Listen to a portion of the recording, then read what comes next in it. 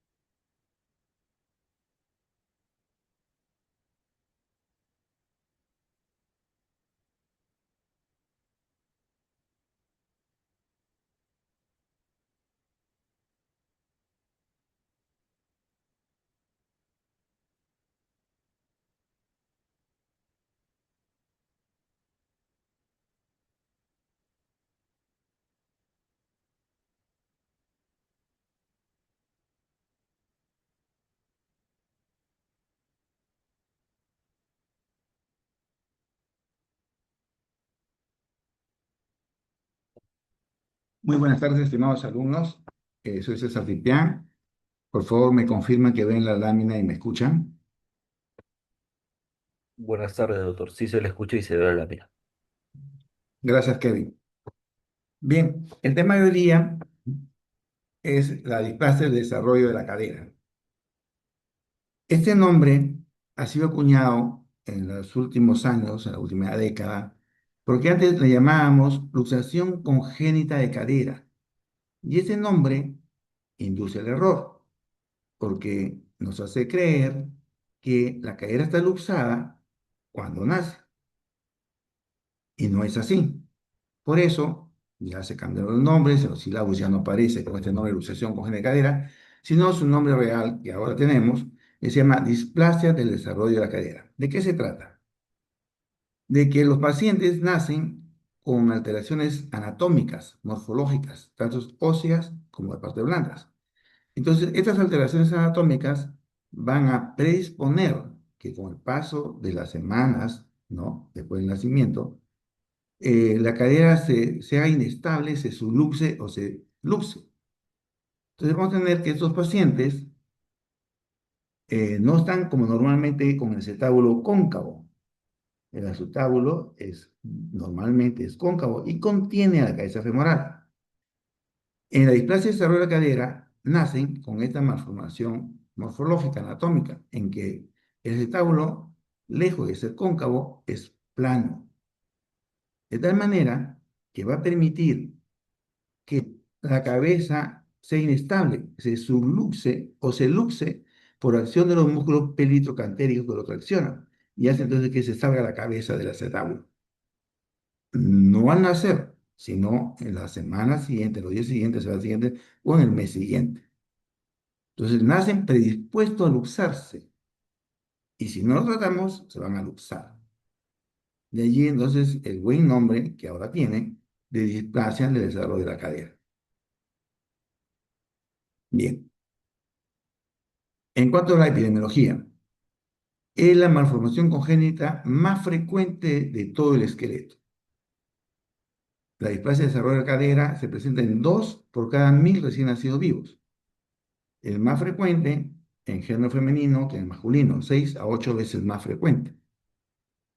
La raza blanca es la más afectada y muy raro en la raza negra o amarilla. Nosotros mestizos estamos al medio.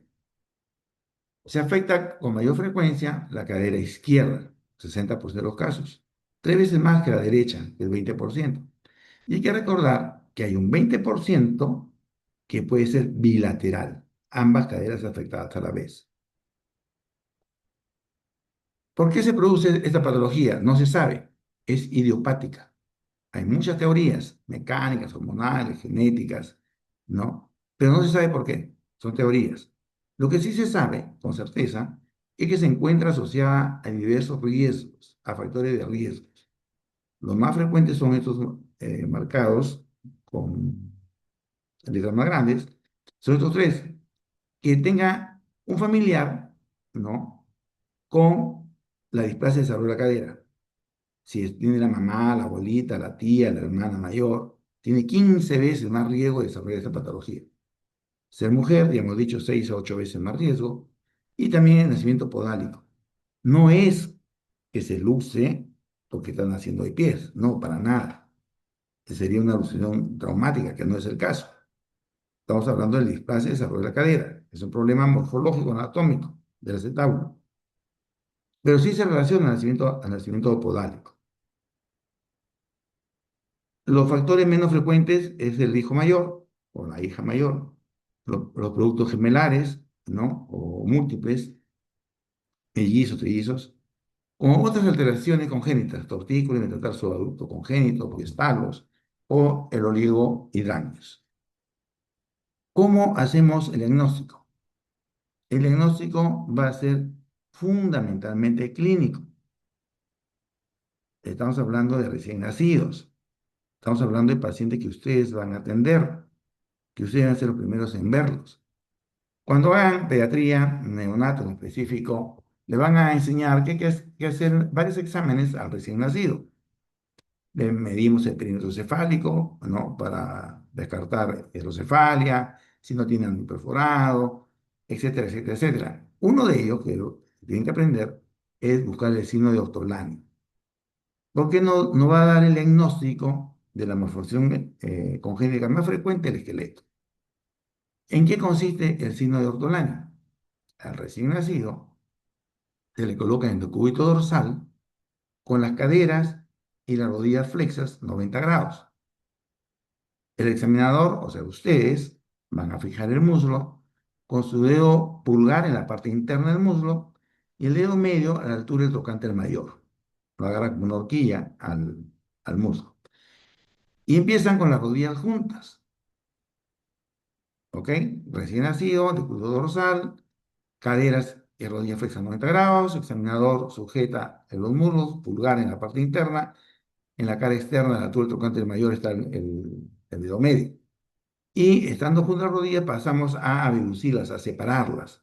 Al separarlas, la cabeza se va a centrar si tiene la patología y va a producir un chasquido, un sonido de centraje de la cabeza en el acetábulo. Se va a centrar. Eso da positividad al signo ortolano. Este chasquido, este sonido de centraje en la cadera da positividad. Entonces tiene la patología, tiene la displasia del desarrollo de la cadera y tenemos que tratarlo. Eso sí es el diagnóstico en recién nacido y está en sus manos. Y si no lo detectamos a tiempo, vamos a ver qué es lo que pasa. Existe el signo de Barlow. El signo de Barlow es el inverso del ortolano. Aquí va a empezar, igual, el recién nacido está en el cúbito dorsal, con las caderas y rodillas flexas 90 grados, examinador, dedo medio del alto trocánter mayor, dedo pulgar en la parte interna del muslo, pero ahora empezamos con las caderas abiertas, separadas, abducidas, y el examinador va a juntarlas, ¿no? Al juntarlas, la cabeza tiende a salirse, entonces se llama cadera luxable. Cuando las caderas están abducidas, está centrada en su sitio. Y cuando la juntamos, se tiende a subluxar, a luxarse. Por eso decimos, es el inverso del ortolano. El signo o el estándar es el signo ortolano. Se da en el recién nacido, sobre todo en el primer mes. Se llama recién nacido desde que nace hasta el día 28. A eso se llama recién nacido, ¿no? Hasta los 28 días es un recién nacido. El signo ortolani es positivo cuando está esta patología presente siempre. Y consiste, insisto por enésima vez, porque tienen que hacerlo ustedes, ¿no? Cuando hagan sus prácticas en pediatría, cuando van a, o en giros de risa, van a atender nace el bebé, atienden el parto, y van a ver cómo al niño y le buscan el seno ortolano, ¿no? Decúbito dorsal, cadera y rodilla flexión 90 grados, examinador pulgar en la parte interna del muslo, el dedo medio a la altura del tronco mayor, y separamos las cadera, la cabeza que está, ¿no? Subluxada, se va a centrar y da ese chasquido a la deducirlas. Bien, existe también un signo que se llama la asimetría de pliegues. Podemos ver que no están los pliegues simétricos. El pliegue glúteo aquí es bien marcado, profundo, y en el otro lado no. Hay un pliegue en la mitad del muslo, en el otro lado no lo hay. Esta asimetría de pliegues no es útil para el diagnóstico. No sirve absolutamente para nada, ni para decir que tiene la displasia del desarrollo de la cadera, ni para decir que no tiene. Porque existen pacientes con asimetría de pliegues y sus caderas normales, o a la inversa, tener muy simétricos y tener la enfermedad. Entonces, este signo de simetría de pliegues no es útil ni para frenar ni para descartar la patología. No sirve. Algunas mamás lo llevan porque, mire, ve, no son iguales. Hay que buscar el signo ortolar. Bien, cuando ya el niño ha crecido, ya no es recién nacido, ya tiene 3 meses, el signo ortolani en Barrow ya desaparece, no existe, ¿no? El primer mes es el óptimo. El segundo mes va viendo menos, a partir del tercer mes ya no existe ortolani. No es que no tenga la patología, la tiene, sino que ya no hay la forma de buscarlo con el signo ortolani. Hay que buscar otro signo, porque ese signo ya no se presenta. ¿Y cuál es el otro signo? El signo se llama la limitación de la reducción. Cuando el paciente ya tiene más de 3 meses. De 3 a 6 meses, el signo que debemos buscar es la limitación de la abducción. Normalmente uno debe reducir mínimo 60 grados, ¿no? En este caso tenemos 80 grados normal. Pero acá reduce solo 40. Está limitada la reducción. Este paciente tiene la patología. Hay que seguir examinando más cosas. ¿Qué otro signo tenemos? Estamos en la parte clínica, todavía no vamos a los exámenes auxiliares. Por aquí deberíamos tener un examen auxiliar, pero ya vamos sospechando, ¿no? Que no abduce, tiene algo en la cadera. El signo de Galeazzi. El signo de Galeazzi es el acortamiento de una extremidad. Entonces, como a esa edad, estamos hablando de ya más de 3 meses, lo más probable es que sea luxado la cadera. Al luxarse, el fémur retrocede, se hace más corto. Entonces, si no le haces el acortamiento. Podría existir que las dos extremidades sean de la misma longitud y tener la luxación cojón cadera. ¿Podría eso ser posible? A ver, ¿quién me ayuda? Vamos a buscar aquí. Alexandra Chávez, ¿me escuchas?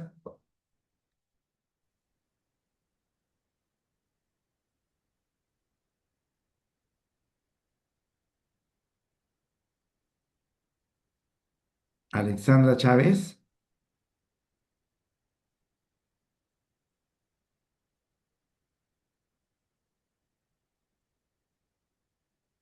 no me escucha, Alexandra. Ah, sí me escucha, pero no te escucho.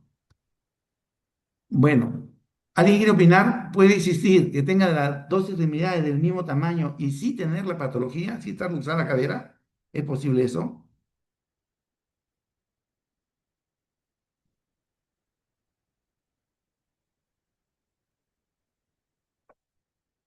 Kevin, a ti sí te escuché bien.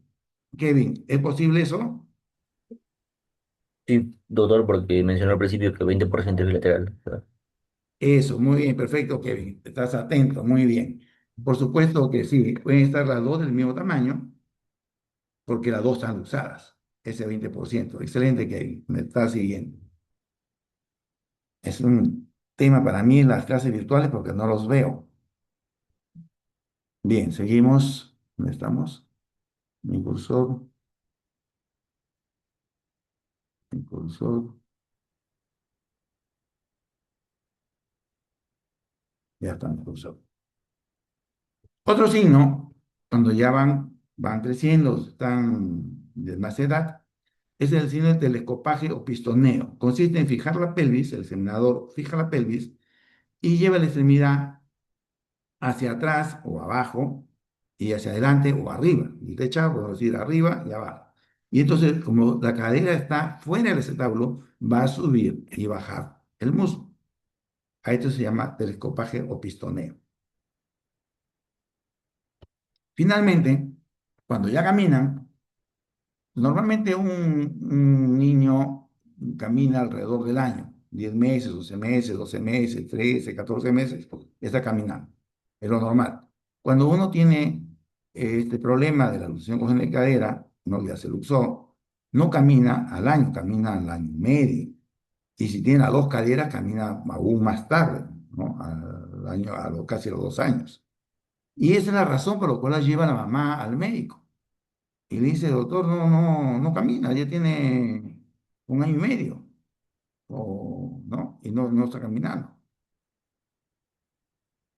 Cuando caminan, tienen el signo del tren del embudo. ¿Qué es el signo del tren del embudo? A ver, a mí se me hace difícil explicarlo en esta figurita, pero si ustedes están atentos, de repente puedo explicar. La idea es que se va a examinar la extremidad que se apoya.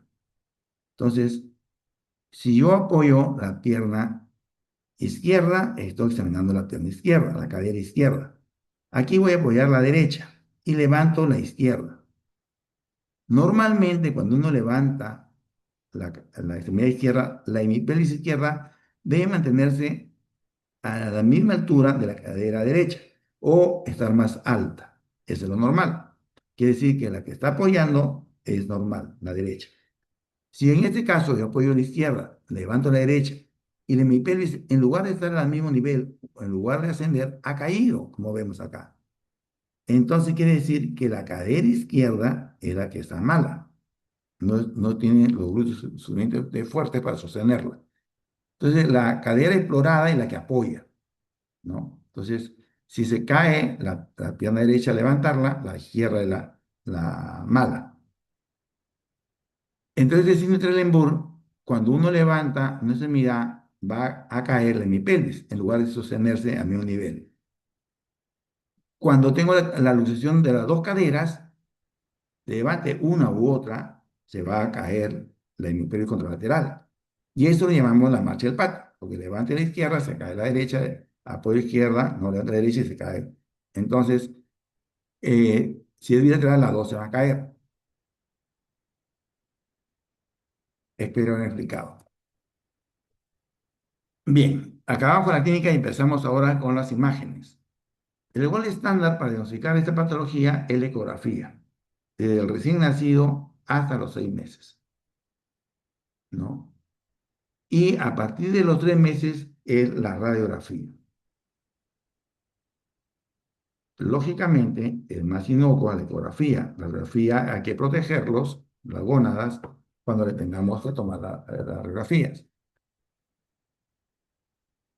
La ecografía hemos dicho que es el gol estándar, es el mejor examen auxiliar. Sin embargo, no lo tenemos a mano. Pues necesitamos no solamente un traductor especial para pequeños o recién nacidos, sino un ecografista entrenado para esto. No es tan fácil encontrarlos, pero sí es el mejor examen. Es tan bueno un buen ecografista como un buen examinador de ortolánea.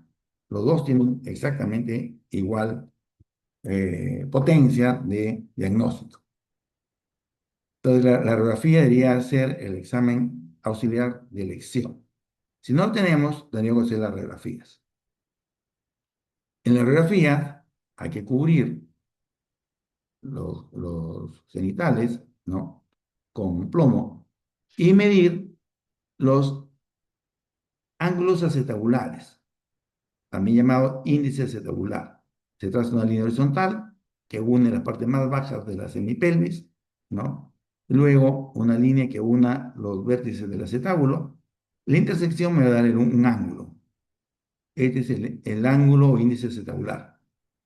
Y en recién nacidos debe ser menos de 35 grados, en recién nacido. Conforme va creciendo, este ángulo va disminuyendo y llegando a los 2 años debe medir menos de 20 grados, ¿no? Existen tablas para poder recordar, dependiendo del género, femenino o masculino, cuál es el ángulo acetabular. Esto se ha solucionado muy fácilmente con las ecografías, pero si no tenemos que recurrir a la radiografía. Cuando tenemos ya 6 meses, ¿no? La radiografía sí es muy útil, porque aquí tenemos a los 6 meses la formación del núcleo de osificación de la cabeza femoral. A los 6 meses ya tiene que verse. Y hacemos el esquema de Uridaine o Perkins. ¿Qué consiste? Esa línea horizontal, ¿no? Que une las partes más bajas de los ilíacos, que se llama la línea de Uridaine, y una perpendicular se traza por el borde más externo del acetábulo. Y entonces tengo 4 cuadrantes, igual al otro lado, ¿no?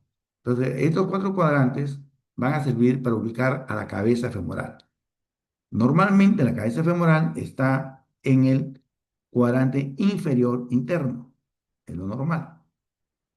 Pero si la cabeza está en el cuadrante inferior externo, estará subluxada. Y si está en los otros cuadrantes, estará luxada. Entonces, para esto nos sirve el esquema de Oredan. Para saber si la cabeza está en el cuadrante inferior interno, es normal. Si está fuera de él, va a ser subluxada o luxada. Chenton también describió un arco, ¿no? Un arco imaginario, ¿no? Que debe unir el borde interno del fémur, ¿no? De la cortical medial del fémur, el borde inferior del cuello femoral, hace un arco imaginario continuo con el borde inferior de la rama iliopubiana, es de la rama iliopubiana con el borde inferior. Entonces tengo aquí este arco imaginario, aquí se lo hemos hecho real. Eso es lo normal, el arco de Shenton.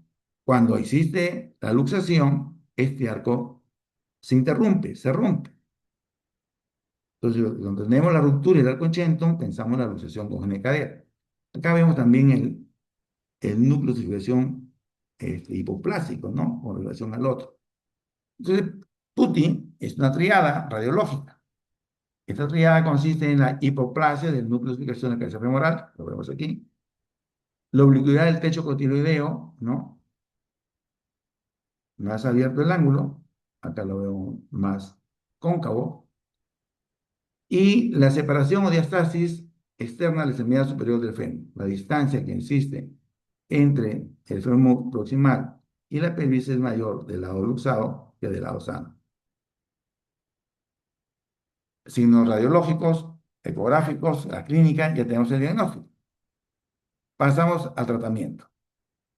El tratamiento va a depender de varios factores. El más importante es la edad de presentación. No es lo mismo tratarlo en recién nacido que a los 8 meses, que al año y medio. Va a depender de la edad de presentación.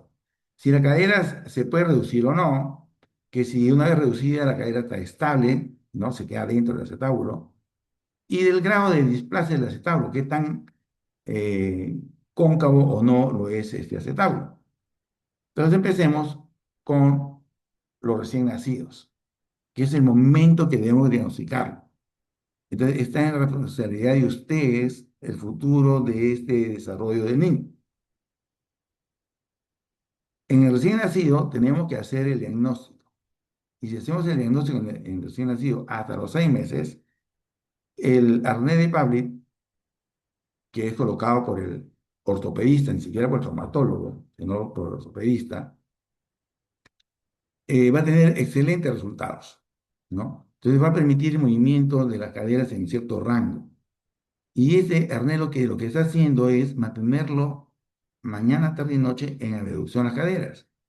¿Recuerdan cuando hacíamos el signo de Ortolani? Al abducirlo, centrábamos la cabeza. Entonces aquí está centrando la cabeza. ¿Y para qué se centra la cabeza?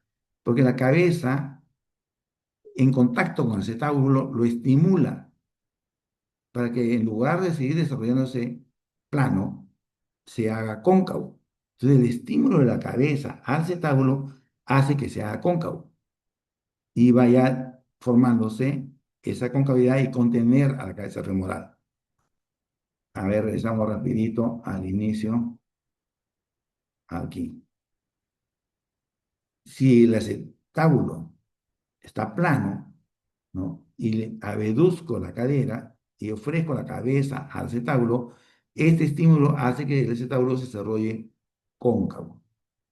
Y si contiene la cabeza ya no se va a luxar. Esa es la idea, entonces, de mantener las caderas en abducción con este arnés de Pavlov, simulando el signo de Ortolani, ¿no? Para ofrecerle la cabeza al acetábulo. Lógicamente usted va a decir, pero doctor, si estamos en el CERUN y usted nos está entrenando para médicos generales, ¿qué public vamos a tener? ¿No? Y sí, pues no tienen, entonces, ¿qué hacemos? Mantenemos las caderas en abducción con pañales anchos, ¿no? Pañales doble, triple, pañal, para que mantengan las caderas separadas. Y así lo puedan referir al centro de mayor resolución para que el especialista, ¿no? Con la ecografía, con las radiografías, verifiquen esta patología y puedan hacer el tratamiento ya adecuado con el arnés de Pavlin. Hay otros tipos de arnés, hay varios arneses. El Tübingen también está mencionado en su texto, pero existen muchos otros de fresca, pero el más usado es el de Pavlin, ¿no? Y, y tiene indicaciones cuando la cadera es completamente reducida. Hemos dicho de recién nacido hasta los 6 meses, pero los 3 meses puede estar usada y puede ser una reducción incruenta y si se mantiene ahí reducida, entonces la apnea funciona perfecto. Es un niño que no intenta pararse, tiene que ser un niño pequeño, pues intenta pararse ya no va a funcionar de mantenerlo en abducción las caderas. Que la familia puede llevarlo todas las semanas a su control, máximo cada 2 semanas, porque hay que ajustar el arnés. Hay que tomarle nuevas imágenes para corroborar que esté en su sitio, ¿no? Y se mantiene el arnés Pavlov por lo menos 3 meses más después de haber logrado la estabilidad de la cadera. El arnés de Pavlov no todo es maravilla, también tiene complicaciones, y por eso que tiene que ser usado por el experto, ¿no? Si se coloca mucha abducción de la cadera, esta abducción forzada puede comprimir la cabeza con el acetábulo y producir necrosis vascular de la cabeza femoral.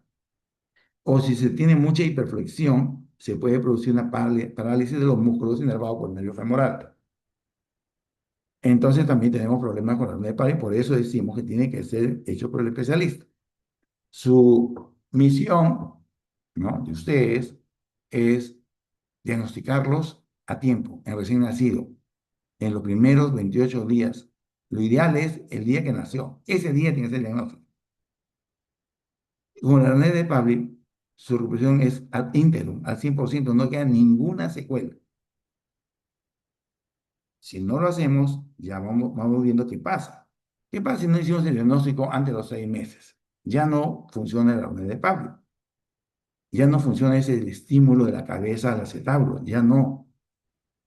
Entonces tenemos que aquí hacer una reducción cerrada y una espica, ¿no?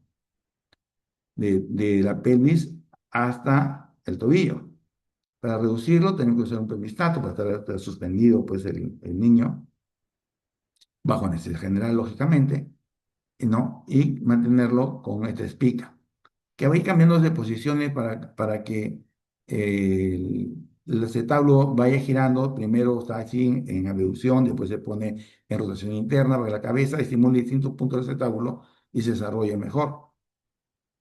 Entonces ya tengo una limitación del desarrollo, no va a poder ya caminar en su momento, ni gatear siquiera, ¿no?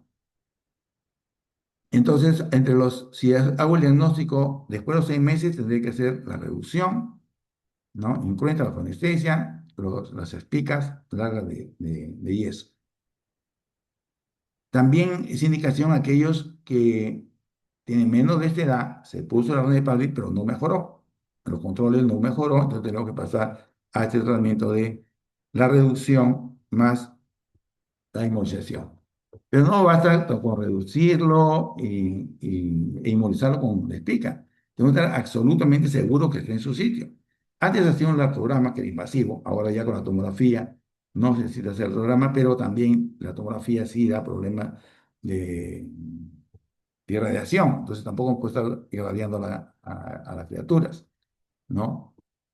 Pero tenemos que hacerla para estar seguros de que la cadera no queda subluxada. A veces cuando hay mucha tensión hay que hacer tenotomías, ¿no? De los tendones del aductor, incluso a veces del psoas, para que pueda relajar y reducirse sin compresión esa cabeza femoral. Y si la reducción no es posible, cerrada, tenemos que hacer una reducción abierta, abrir la cápsula, retirar el pulmonar que hay allí y poder reducirla. Entonces, el tratamiento cada vez es más complejo, va dejando secuelas, ¿no? Ya me quedo sin tendón del aductor, le hago tenotomía, y los resultados no son tan buenos como cuando se hacía en el primer momento, antes de los 6 meses. El mejor resultado, sin lugar a dudas, es en el primer mes. Cuando van pasando más tiempo, los resultados son cada vez peores. Si tienen más de 18 meses, o sea, ya están caminando, ya tenemos alteraciones óseas mayores. Tenemos antetorsión femoral, una gran hiperlaxitud ligamentaria, ¿no? Una marcada rotación externa, hipotonía muscular. Y aquí el tratamiento, después de 18 meses, ya es muy cruento. No solo es quirúrgico para las partes blandas, tenotomías, sino la parte ósea. Porque esta cadera que está luxada bien alta, para bajarla y reducir, si queda muy a presión la cabeza, se necrosa. Entonces tenemos que hacer una ostectomía, retirar un fragmento de 12 centímetros del fémur, para poder bajar la cabeza femoral y reducir la impresión. Y como teníamos mucha rotación externa, para poder reducirla, tendríamos que llevar el pie en rotación interna y la cabeza puede entrar en el acetábulo, pero no puede quedarse con el pie en rotación interna. Entonces teníamos que hacer osteotomías desrotadoras. Entonces aquí se corta el fémur, ya la cabeza está en su sitio y el pie que está en rotación interna, la parte distal, la rotamos a neutro y lo fijamos con la palanca de tornillos. Entonces van viendo ustedes que cada vez hacemos más cirugía, recortamos huesos, va a haber un, un problema de acortamiento también. Y lo peor de todo es que a esta altura, la cabeza que se le ofrece al estábulo ya no va a ser estímulo porque se haga más cóncavo, ya no se va a hacer cóncavo. Entonces tendremos nosotros quirúrgicamente hacerlo cóncavo, hacer una osteotomía, ¿no? Al acetábulo. A eso se llama acetabuloplastia o techoplastía. Que hay distintos tipos, ¿no? Entonces, no hay cobertura de la cabeza, entonces se hace una osteotomía, se baja una parte y aquí se rellena con un injerto que se toma la cresta ilíaca, ¿no? Y se fija con unos pines. Otra cirugía que se hace alrededor de todo el acetábulo y se gira todo el acetábulo, que no vienen al caso, ¿no? Pero lo que quiero mostrarles es que cada vez las cirugías son más grandes y los resultados cada vez son peores. De tal manera que tenemos que hacer el diagnóstico muy precoz, en recién nacido. Allí es el momento que tan solo tenemos que abducir las caderas y mantenerlo con su arnés. Conforme va creciendo, ¿no? En edad, crecen también las deformaciones. Y tenemos que ir haciendo reducciones. Si la reducción no es posible hacerla sin mucha presión, tenemos que hacer tenotomías en las partes blandas, ¿no? Después habría que hacer osteotomías, tanto en el fémur como en el acetábulo. Y como le digo, cada vez a más cirugía, peores resultados. ¿Hasta cuándo podemos operarlo? Si tengo bilateral las caderas, hasta los 8 años. Después de los 8 años los resultados son tan malos que no vale la pena operarlos. Hay que esperar a que tengan la edad adulta. Cuando es de un solo lado sí, se puede hacer hasta los 11 años. Pero una vez más, los resultados no son buenos, ¿no? Y como le digo, después de los 8 años en bilateral o de 11 años en unilateral, son tan malos que es mejor dejarlos que vayan a adulto eh, y trataremos la artrosis del adulto, ¿no? Como la cadera se ha ascendido, hay un acortamiento y esto hace que la columna pues haga una escoliosis compensadora y para evitar esto habría que poner un alza en el zapato y no tener la escoliosis compensadora. ¿Y en adultos qué hacemos? En los adultos le hacemos las artrodesis, porque como la carie articular no, no está articulado con el cartílago del acetábulo, sino con el hueso ilíaco, se va a desgastar, va a ser una artrosis severa, va a tener mucho dolor y entonces tenemos que fusionar esta articulación. Pero cuando son de las dos caderas no puede tener dos artrodesis, porque si no, no podría sentarse, caminar, nada. Tendría dos caderas fijas. Entonces tendría que tener en una prótesis y en otra una artrodesis. Pero prótesis no se debe poner en los jóvenes, ¿no? Claro, ¿qué podemos hacer? Debemos ponerle jóvenes, de joven la prótesis se va a gastar siendo muy joven y después tendrá que ir a una silla de ruedas. Y ese es el futuro que le espera si no hacemos el diagnóstico en el recién nacido. Este es el mensaje de hoy día. Tienen que buscar el signo de Ortolani. Y una vez encontrado, lo abducimos y lo transferimos para que le hagamos el tratamiento definitivo con su arnés. Bien, pasamos a la enfermedad de Pertes.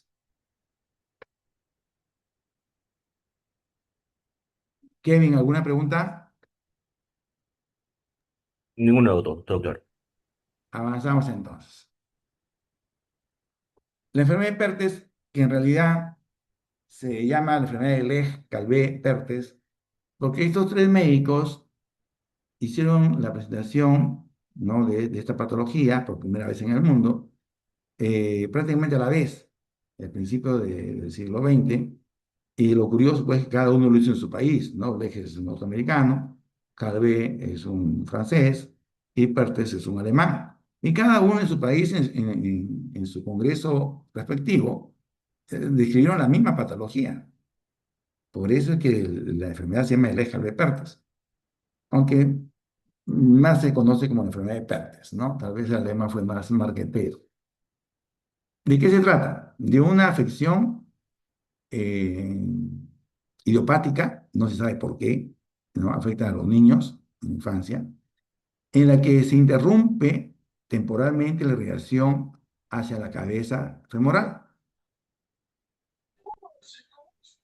Se sabe que se interrumpe, no se sabe por qué se interrumpe, ¿ok? Esta interrupción de la irrigación a la cabeza femoral produce, pues, necrosis y se colapsa el hueso, se aplasta. Y de manera espontánea se revasculariza. Tampoco se sabe por qué, en qué momento, ni cómo, ni cuándo, ni por qué se revasculariza. Y se regenera el área ósea que está necrosada. Ustedes saben que solamente el hepatocito y el osteocito se vuelven a regenerar, ¿no? Entonces, acá se van a regenerar. El problema está en que algunos se regeneran con la cabeza esférica y no habría problema, y otros con la cabeza plana.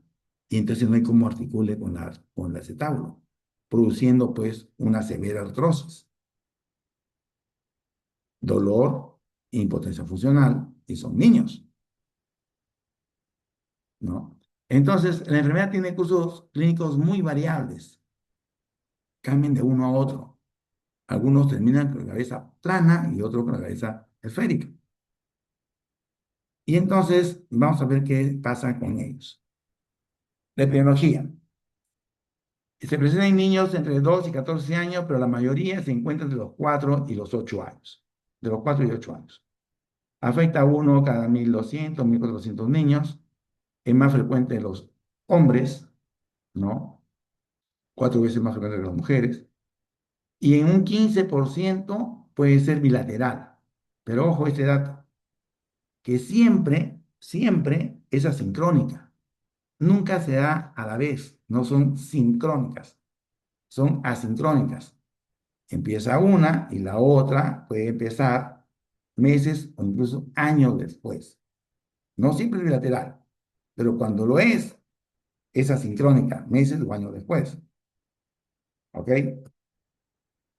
Bien, decíamos pues que la cabeza tiene una irrigación terminal, que por alguna razón, ¿no? No se sabe bien, metabólica, hormonal, no se sabe por qué, se deja de irrigar la cabeza, ¿no? Y entonces se produce la necrosis de la cabeza. Y después de un tiempo se empieza a neoformar los vasos, a formar nuevo hueso, y el problema está cómo queda la cabeza, si queda esférica, ovalada o plana, y sobre todo si queda congruente o no con el cetábulo. Bien, se pusieron a estudiar este tema, acuérdense que esto fue en 1910 que lo descubrieron, ¿no? Y no había resonancia, no había nada de esas cosas, ¿no? Y entonces demostraron que habían cuatro fases.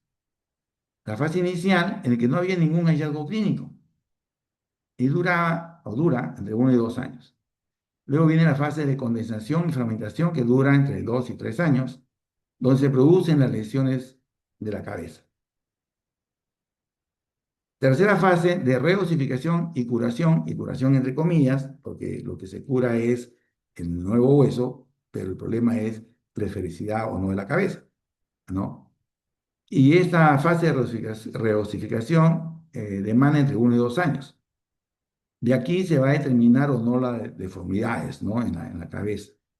Y la fase residual, donde ya terminó todo, y ahí recién podemos constatar si se reconstruyó normal o no esta cabeza, ¿no? Si se quedó esférica, ovalada o con grandes deformidades plana.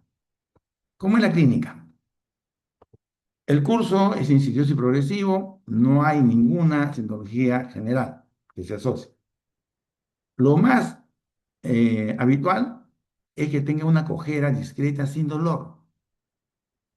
Cojea, ¿no? Y no le duele. Es lo más habitual. La mayoría presenta este problema.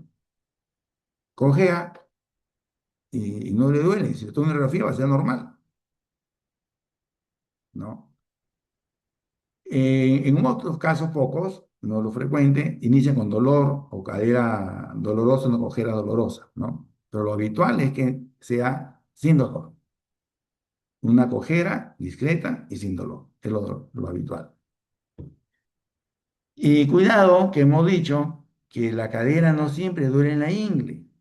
De repente, este niño dice, me duele la rodilla, me duele la cara interna anterior del muslo. Y lo examina la rodilla, el muslo y no tiene nada. El problema está en la cadera, el dolor referido. Siempre que le duele la rodilla y no encuentra nada, piensen, es la cadera. El dolor puede incrementarse o presentarse en las actividades físicas y suele ceder con el reposo. Es un dolor mecánico, ¿no? Mayor actividad física, más dolor, reposo, disminuye el dolor. Dolor tipo mecánico. En el examen clínico, la cojera, hemos dicho, puede ser antálgica. La atrofia muscular del cuádriceps es algo importante porque sí dice sufrimiento, ¿no? De la extremidad. Si se atrofia el músculo es por desuso. Entonces, porque algunos dicen, no, no quiere ir al colegio, se hace el enfermo, no. La atrofia del cuádriceps es un signo que demuestra que sí hay afección. Existe limitación para la rotación interna y la reducción de la cadera. Este es algo muy importante cuando hay problemas en la cadera. Se limita la rotación interna, sobre todo. Entonces, cuando queremos ver si está afectada la cadera, rotemos interno, ¿no? Miramos el cuádriceps, si hay hipotrofia, rotación interna está limitada, sí hay un problema en la cadera. En la fase de sinovitis, la menor flexión y rotación interna de la cadera provoca dolor intenso cuando hay inflamación de la sinovitis. En las etapas tardías presenta dismetría, ¿no? Aparente, si una pierna más larga que la otra, por contracturas de los aductores o porque ya se colapsó la cabeza femoral. Bien, Cateral estudió mucho este tema hace muchos años y él dijo que existe la cabeza en riesgo, porque no se sabe cuál va a ir bien y cuál va a ir mal. Entonces, Cateral se dio cuenta que habían condiciones clínicas que me hacían presumir que iban a tener un mal pronóstico. Y dio estos cuatro ítems clínicos, que si tiene una pérdida progresiva de movilidad articular, eso es una cabeza en riesgo. Esta cabeza va a ir mal, ¿no? Que si hay contractura en aducción de la cadera, también esa es una cabeza en riesgo. Si se produce una flexión espontánea al realizar la aducción parcial de la cadera, también cabeza en riesgo. Y finalmente dice es obeso. Entonces, estos fueron sus hallazgos clínicos. Pero lo más importante fue que nos dio también signos radiológicos de mal pronóstico en enfermedad de Pertes. Entonces, Cateral escribió el signo de Gay, que es la lisis, ¿no? En la parte lateral de la epífisis femoral. Ahí hay como un sacabocado, el signo de Gay. Cuando aparece el signo de Gay, entonces su pronóstico es malo. También la calcificación lateral de la epífisis, ¿no? Ahí hay una radio opaca. Esta calcificación también da un signo de mal pronóstico. Tercer signo, la subluxación, o sea, el espacio que entre la cabeza y el acetábulo es mayor que en el lado sano. Y finalmente, la horizontalización de la fisis. Heteronormal, acá está horizontalizada. Son los signos radiológicos del mal pronóstico de Pertes. Pasó el tiempo y Waldenström ya nos dio la clasificación, ¿no? Al iniciar ninguna imagen radiológica. En la condensación tenemos una imagen radiopaca. Después tenemos la fragmentación, ¿no? La fragmentación de la cabeza. La cuarta fase, la reossificación, la neoformación ósea. Y finalmente, entre comillas, una vez más, la curación. Curación significa que ya no va a cambiar la cabeza, ya no va a seguir evolucionando. Aquí terminó su proceso. Ya se necrosó, ya se fragmentó, ya se revascularizó, se reosificó y terminó, ¿no? A eso se llama curación, pero la cabeza no está muy esférica que digamos, ¿verdad? Bien, Herring aportó una clasificación basado en el compromiso no del pilar lateral de la cabeza. Y este es muy útil para el pronóstico de la lesión. Entonces Herring dijo, si el pilar lateral de la cabeza femoral no se ha afectado, no se ha colapsado otra parte, aquí, pero no el pilar lateral, es el tipo A. El tipo B, cuando se colapsa, menos del 50%. Y el tipo C, cuando se colapsa, más del 50%. Y esto, que es tan sencillo, no va a ser muy útil más adelante. A, como se colapsó nada, B se colapsa menos del 50% y C colapsó más del 50% del pilar lateral. Bien, entonces podemos ahora sí empezar a ver el pronóstico de esas cabezas. La mayoría de los pacientes que tienen PERTES, ¿no? Evolucionan sin ningún tipo de tratamiento, evolucionan bien sin ningún tipo de tratamiento. O sea, el 60% de los que tienen PERTES sin tratamiento van a evolucionar bien. Habría que ver quiénes son ese 60%. ¿Y quiénes son? La edad. Cuanto menor es el niño, mejor es el resultado, ¿no? Y cuanto mayor el niño, en especial si el niño tiene más de 8 años, peor es la evolución. Entonces, la mayoría va bien, incluso sin tratamiento. Hay que ver si es pequeño, o sea que empiece a los 3 4 años, su resultado final es bueno. En cambio, si empieza después de los 8 años, su resultado es malo. Entonces, es muy importante la edad, ¿no? Sobre todo en la fase de remodelación. Siempre, al más pequeño, cura más rápido y mejor. ¿Qué otros factores clínicos son desfavorables en el pronóstico? El ser mujer. hemos dicho, es más frecuente en los hombres, pero si es mujer, tu pronóstico empeora. El sobrepeso, la obesidad, empeora el pronóstico. Y la severa limitación de la movilidad, ¿no? Sobre todo la abducción, cuando existe, empeora el pronóstico. Entonces, esos son tres signos clínicos. Y radiológicos, ¿no? Los factores que habíamos dicho de Cateran, los factores que habíamos dicho de Cateran, esos cuatro, de Gay, ¿no? La condensación, la subluxación. Y además de ellos, tenemos qué tan extensa es la lesión y qué tan incongruente es la articulación, o sea, entre la cabeza y el establo. Qué tan incongruente es, y lo vamos a ver más adelante, la congruencia. Y de acuerdo a la lesión de Herring, ¿no? Lo del grupo A, o sea, aquellos que no se comprimió, no se colapsó el pilar lateral, todos tienen buen pronóstico. Y lo del B, lo que se colapsa menos 50%, tienen buen pronóstico 79%. En cambio, el C, lo que se colapsa más del 50%, solamente el 29% tiene buen pronóstico. Entonces ya nos vamos dando cuenta quiénes son los que van a ir mal y quiénes son los que van a ir bien, para ver a quiénes tratamos y quiénes no. Finalmente, Sturber hace una clasificación, que es la que se maneja hoy en día, ¿no? Que va a relacionar la función de la cadera en relación a la esfericidad de la cabeza con la congruencia con el acetábulo. Entonces, Stulber 1 dice, la cabeza es normal, es redonda, entonces tengo una congruencia esférica. Stulber 2, si la cabeza es grande, que es la complicación más frecuente, con una coxa magna, una cabeza grande pero esférica, también continúo siendo una congruencia esférica.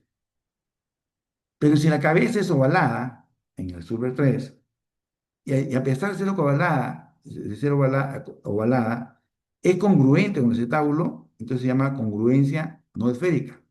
No es esférica, pero es congruente. Interesa que sea congruente. Igual en el Stulber 4, si la cabeza es aplanada, pero se adaptó al acetábulo, también tiene una congruencia no esférica. Finalmente, el Stulber 5, es la cabeza plana, que no se adapta al acetábulo, y por lo tanto es una incongruencia no esférica. La congruencia esférica, Stulber 1 y 2, no evolucionan hacia la artrosis a largo plazo. Tienen un buen pronóstico. La 3 y 4, o sea, las congruencias no esféricas, sí van a la artrosis, pero a una artrosis leve o moderada a largo plazo. Y solamente la incongruencia no esférica, ¿no? La cabeza plana, que no se adapta al acetábulo, ¿no? En pacientes que inician tarde, evoluciona una artrosis severa y precoz. Entonces, Sturber, en dibujo, es más fácil de explicarme. La cabeza, una esfera normal, congruente esférica, ¿no? En el tipo 2 la cabeza es grande, cabeza magna, pero esférica, entonces ambas son congruencias esféricas. El tipo 3 la cabeza es medio ovoidea, pero con una congruencia del acetábulo, entonces una congruencia no esférica, igual con la plana, pero congruente con el acetábulo, congruencia no esférica. Nunca van a la artrosis severas, la 1 y 2, van poco, las 3 y 4, y la 5 la que siempre va a la artrosis severa, las que son planas no congruentes con el acetábulo, esas son las incongruentes. Bien, entonces, recapitulando, los pacientes menores de 6 años y del grupo A tienen buen pronóstico, todos ellos. Los pacientes mayores de 8 años del grupo B y C tienen mal pronóstico. Y ahora sí podemos llegar al tratamiento. El tratamiento es evitar el dolor, devolver la movilidad de la cadera y evitar la deformidad de la cabeza, ¿no? Para evitar las secuelas como el acortamiento y la generación de artrosis de la cadera. O sea, al final lo que queremos es que no tenga artrosis. Puede ser la cabeza quede ovalada, pero congruente, no hay la artrosis, ¿no? Entonces, ese es el objetivo del tratamiento. ¿Y cuáles son las posibilidades terapéuticas que tenemos? La atención terapéutica es no hacer nada, es una posibilidad. El tratamiento sintomático, analgésicos, ¿no? tratamiento de la movilidad articular, tratamiento, o sea, terapia física, los ortésicos, inmunizadores y el tratamiento quirúrgico. ¿A quién le vamos a hacer esos tratamientos? Los pacientes del grupo A de Herring, o sea, aquellos que no se colapsó nada, el pilar posterior, hubo un colapso de otra parte de la cabeza, que es la que no apoya en el acetábulo, tienen un pronóstico excelente. Por lo tanto, ningún tratamiento, no damos ningún tratamiento al equipo A, a lo que no se colapsó el pilar posterior. Lo del grupo B, menores de 8 años, ¿no? Tienen un pronóstico favorable, por lo tanto, solo requieren tratamiento sintomático, analgésicos. Tipo B, lo que se ha colapsado, menos del 50% de ese pilar lateral. Lo del B, mayores de 8 años, y lo del C, sí deben ir a tratamiento quirúrgico, ¿no? Osteotomía varizante, se hace un corte en el cuello, se cambia la orientación de la cabeza, se hace una varización, ¿no? Y entonces a estos pacientes se le mejora bastante con osteotomía varizante. Y así la cabeza no se le deforma, porque le cambiamos el punto de apoyo. Y en los mayores de 8 años, ¿no? Se le hace techoplastía, se le cubre la cabeza con el acetábulo, para que se haga congruencia. Entonces, tenemos que evaluar qué tipo de paciente es, basándonos en la clasificación de Herring. Herring A, ningún tratamiento, van a ir todos bien. B, y son menores de 8 años, solo sintomáticos.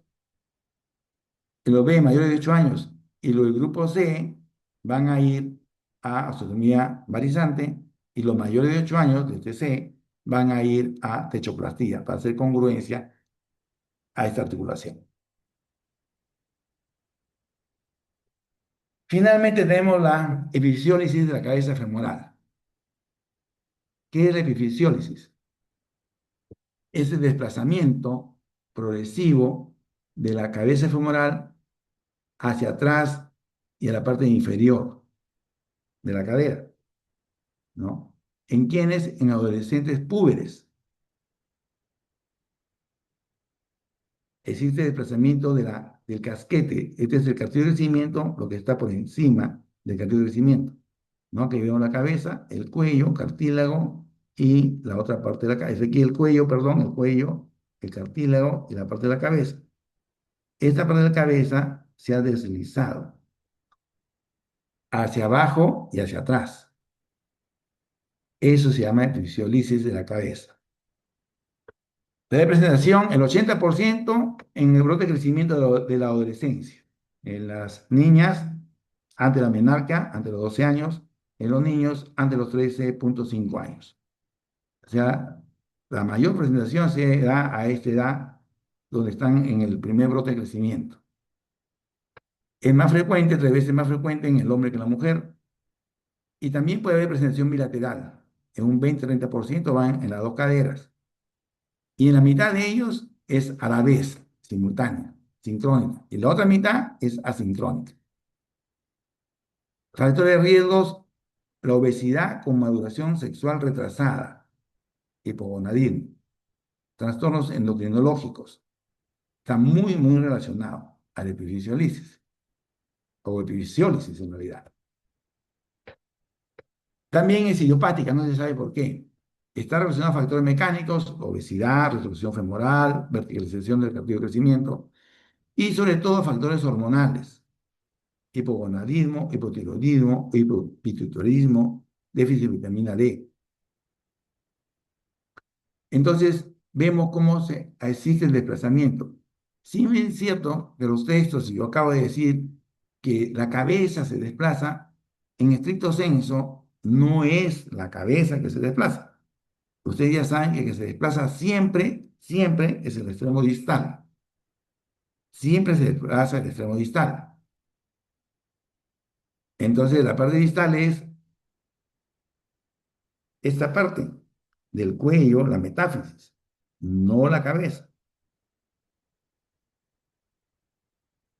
Entonces, La epífisis femoral se mantiene en acetábulo mientras el fémur se desplaza antero y superiormente, y va hacia adelante y hacia arriba, por lo que la cabeza terminaría atrás y abajo.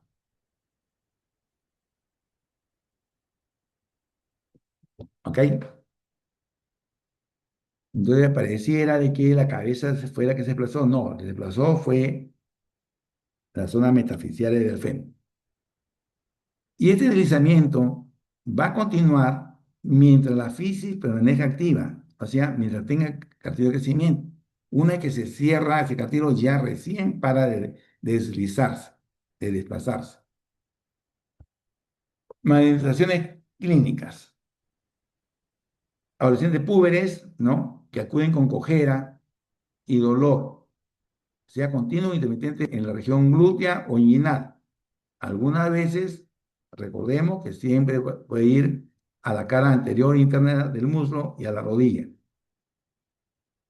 El dolor aumenta con la actividad física y no hay antecedente traumático. Esto es importante. Esto no es por un trauma. Esto se va deslizándose paulatinamente, progresivamente, ¿no? De manera crónica, es un descenso progresivo, no es brusco, no es único, no es por un trauma. En presión física, el síndrome de Trendelenburg, la cojera, ¿no? La extremidad de rotación externa, la limitación para la rotación interna es el signo más precoz, hemos dicho ya, siempre busquemos rotación interna para buscar alguna patología de la cadera. La rigidez en flexión y aducción, y el signo de trema. El signo de trema consiste en que nosotros vamos a flexionar la cadera, o sea, una flexión pasiva de la cadera. Y espontáneamente el muslo va en rotación, la cadera va en rotación externa, ¿no? La extremidad se va a rotación externa. Ese es el signo de Drema. Existen tres clasificaciones clínicas. La epifisiólisis crónica, que es la más frecuente, ¿no? Que cursa semanas o meses y no hay traumatismo. El paciente puede caminar con marcha antálgica. La epifisiólisis aguda, aquella que se presenta tras un traumatismo importante, dolor intenso y brusco. Esto es poco frecuente. Lo frecuente sea la crónica. Y puede haber la aguda sobre crónica, o sea, un paciente que tenía la epifisiólisis crónica y que tiene un traumatismo y se desplaza agudamente más. Entonces, un paciente que tiene más de 3 semanas con la patología, ¿no? Y luego sufre un traumatismo. Entonces, aguda sobre crónica. La clasificación de Loder es de acuerdo a la estabilidad y es muy útil, es muy útil y muy sencilla, porque va a dividirla entre estables o inestables. ¿Y quiénes son estables? Aquellos que pueden caminar, con o sin muleta. O sea, si el niño o adolescente llega caminando, entonces es una epifisiólisis estable. Su pronóstico es bueno, 96% es bueno. En cambio, los inestables, aquellos que no llegan, que no pueden caminar ni con muletas, ¿no? Ellos tienen un mal pronóstico, 50% de presentar osteonecrosis. Entonces, lo primero que tenemos que ver si es estable o no es estable. Y lo podemos ver si camina o no camina. Si camina, es estable. Buen pronóstico. Vamos a hacer el tratamiento y es bueno. El inestable, aunque le hagamos el tratamiento, su pronóstico es malo. 50%, la mitad de ellos van a necrosis. Bien, el diagnóstico entonces, pasamos a las imágenes. La radiografía es el gol estándar, debe tomarse en AP y en axial, ¿no? Y vamos a ver dos líneas. La de Klein es una línea que se traza por el borde superior del cuello, ¿no? Y vamos a ver que esta línea contacta, corta la cabeza femoral, choca en la cabeza femoral, es lo normal. Cuando la línea no contacta la cabeza, quiere decir que la cabeza se ha deslizado. O, mejor dicho, o bien dicho, el fémur proximal se ha elevado. Entonces la línea Klein es muy importante. También existe el signo de Steele, que es una imagen semilunar, ¿no? Porque se superpone la cabeza, ¿no? La parte inferior, que se ha superpuesto con la parte medial del cuello. Yo tengo dos imágenes ahí. Es el signo de Steele. La tomografía y resonancia realmente no deberían ser tomadas de manera sistemática, ¿no? La radiografía son más que suficientes para hacer el diagnóstico y el tratamiento, lógicamente. Vamos a ver el grado de desplazamiento. Y esto nos va a dar también pronóstico, gravedad, ¿no? Los desplazamientos leves o ligeros son menos del 33%, ¿no? Aquí podemos verlo. Moderado si está entre el 33 y 50%, cuando llega a la mitad, ¿verdad? Y severo cuando es más del 50% de desplazamiento. Existe el ángulo de Southwick, ¿no? Que consiste en trazar una línea paralela al cartílago de crecimiento y a esa línea vamos a hacer una perpendicular, ¿no? Y otra línea que marca el eje de la diáfisis. El ángulo que se forma entre la perpendicular y el eje de la diáfisis es el ángulo de Southwood, que debe ser 10 grados. Cuando existe este desplazamiento, aquí tenemos la línea paralela a la fisis, la perpendicular a esta línea, la línea medio deficiaria con un ángulo y acá tenemos 60 grados. Ligero, leve, menos 30 grados, moderado, 30 a 50 grados y severo, más de 50 grados como en este caso. Cuando tengo más de 50 grados, la posibilidad de necrosis es más del 50%. ¿Ok? Bien, entonces, ¿qué hacemos con el paciente? Ya se ha demostrado que los tratamientos ortopédicos de inmunizaciones con yeso no resultan adecuados. Hoy en día, esto es quirúrgico a todos, ¿no? Entonces, es una urgencia, ¿no? Se hospitaliza, está en reposo y se va a hacer la fijación in situ.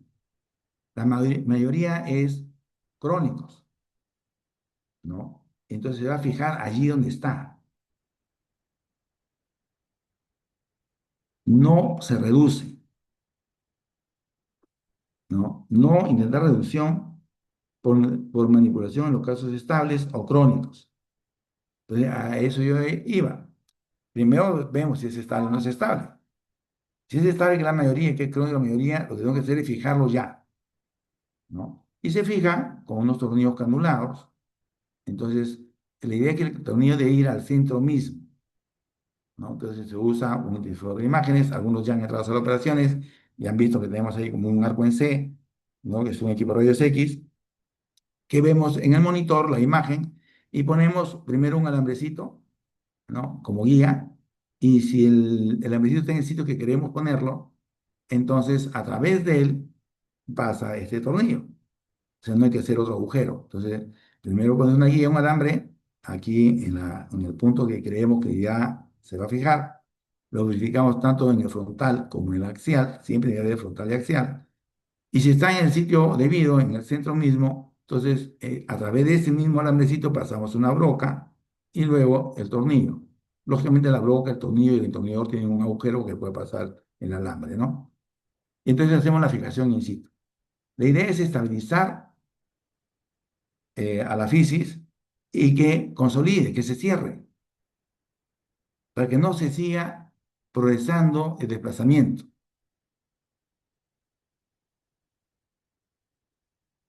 Pero ustedes me dirán, pero si se desplazó, tenemos que reducirlo. En este caso, no. Si se desplazó, tenemos que fijarlo para que cicatrice, para que consolide allí. Y después haremos osteotomía para volver a corregir el ángulo. La idea es no permitir que se siga desplazándose. Si hacemos otras intervenciones, de reducciones en estos casos crónicos, lo más probable es que tengamos necrosis. Entonces, el tratamiento es fijarlo in situ, no reducirlo, salvo que sean agudos. Si es agudo, sí, porque hoy se ha desplazado, hoy lo puedo acomodar. En los crónicos no. Avanzamos. Complicaciones. La condrólisis, la destrucción del cartílago de la cabeza femoral, ¿no? También llamada coxitis laminar, ¿no? La destrucción del cartílago hialino articular no se sabe bien cómo es el por qué, pero sí se da. Se ha relacionado lógicamente cuando se ha penetrado el tornillo al cartílago.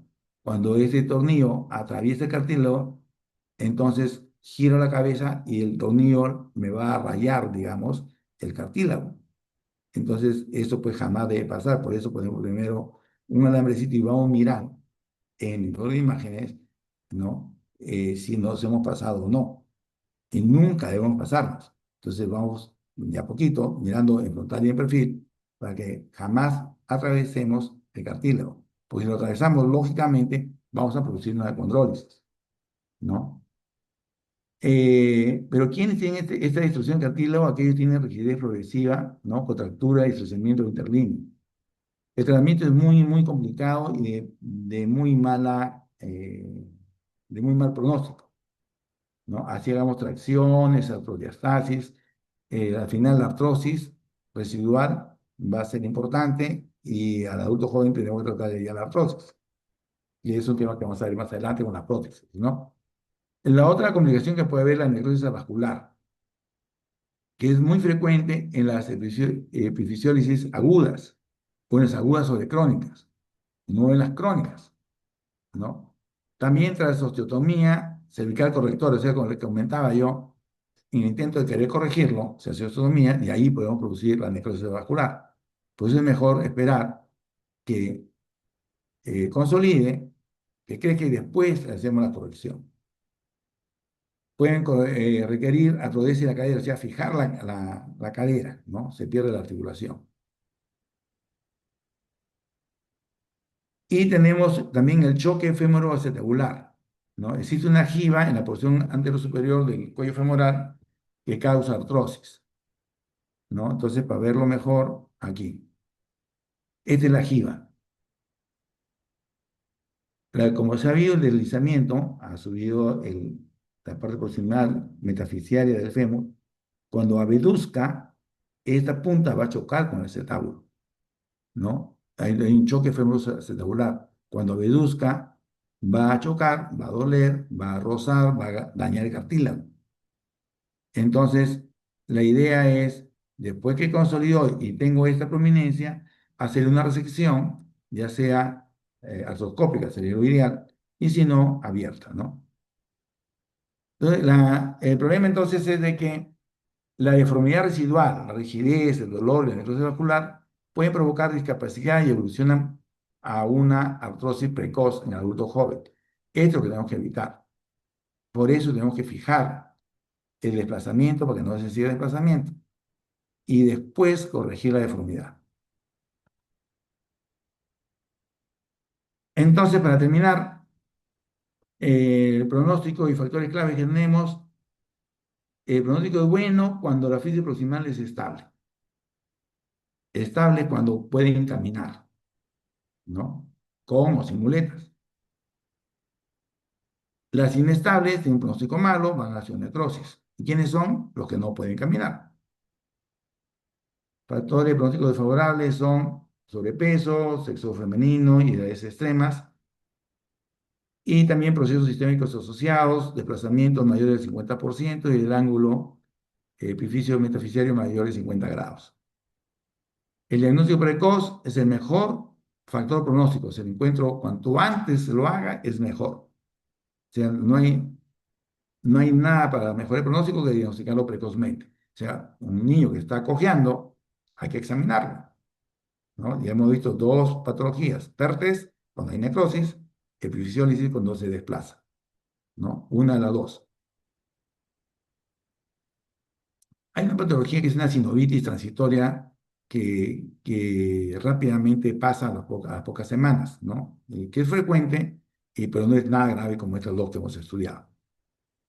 Entonces, una correcta identificación y tratamiento quirúrgico temprano permite obtener buenos resultados. Entonces, la cirugía es el tratamiento de elección a estos pacientes con epifisiólisis.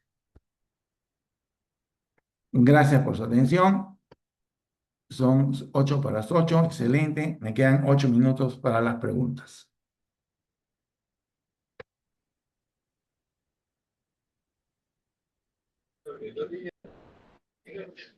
Buenas, mientras preguntan los alumnos voy a proyectar el QR, Doc, de la asistencia. Perfecto, doctor.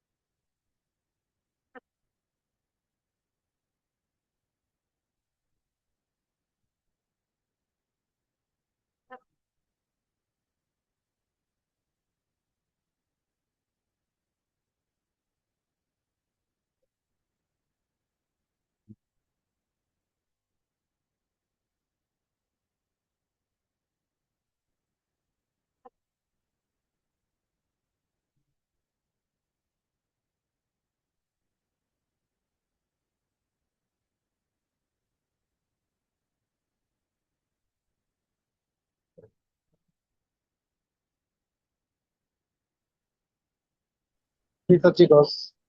QR proyectado, 2 minutos.